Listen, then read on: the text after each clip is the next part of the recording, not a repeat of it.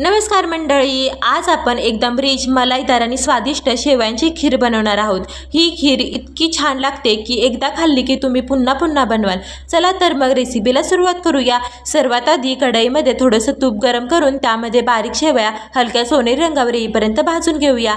ही step अजिबात skip करू नका, कारण शेवया भाजल्यामुळेच खीरीला खूप छान सुगंध आणि अप्रतिम चव येते। आता भाजून घेतलेल्या शेवया एका प्लेटमध्ये काढून बाजूला ठेवूया।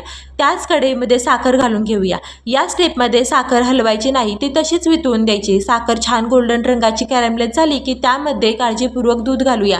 एक महत्त्वाची गोष्ट लक्षात ठेवा, कॅरमलाइज झालेल्या साखरेमध्ये दूध घालताना गॅसची फ्लेम नक्की कमी करा, कारण त्यावेळी दूध उसळून वर येऊ शकतं। मी व्हिडिओमध्ये गॅस मोठा ठेवला आहे कारण मला त्याचा अंदाज आहे, पण तुम्ही घरी करताना गॅस मंद करूनच ठेवा। आता दुधामध्ये भाजून ठेवलेल्या शेवया घालून मंद आचेवरती त्या मऊ होईपर्यंत शिजवून घेऊया।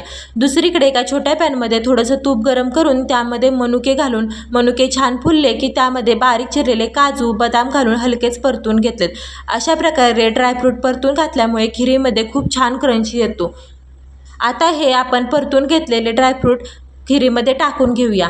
आता दुसरीकडे एका छोट्या वाटीमध्ये थोडंसं दूध घेऊन त्यामध्ये 1 चमचा मिल्क पावडर घालून गुठळ्या न राहता छान मिक्स करून घेऊया। हे मिश्रण खिरीमध्ये घालून 1-2 मिनिटं उकळून घेऊया।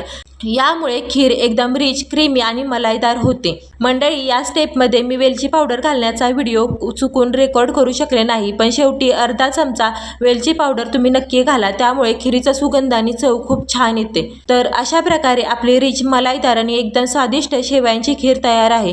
रेसिपी आवडली असेल तर व्हिडिओला लाईक करायला अजिबात कंजूसी करू नका।